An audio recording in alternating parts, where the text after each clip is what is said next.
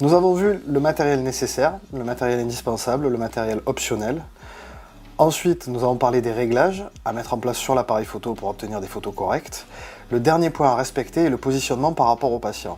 Dans un souci de facilité, le patient étant la plupart du temps allongé sur notre fauteuil, nous avons tendance à nous pencher au-dessus du fauteuil, avec le risque d'avoir des déformations des photos, on va pouvoir parler de plongée ou de contre-plongée, et surtout à long terme, dans un métier qui est quand même assez usant physiquement, d'avoir à terme, avec la lourdeur de ce matériel-là, d'avoir mal au dos à la fin de la journée.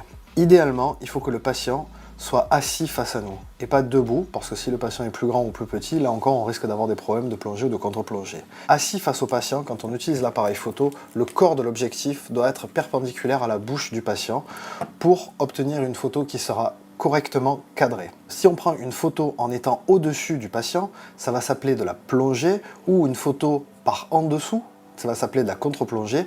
Le résultat qu'on risque d'obtenir et que vous voyez à l'écran va être une déformation du sujet photographié. Et ça peut être fortement problématique lorsqu'on veut faire une analyse digitale sur l'ordinateur type Smile Design. Si on veut faire des mesures, la plongée ou la contre-plongée pourrait fausser ces mesures et donc fausser notre diagnostic.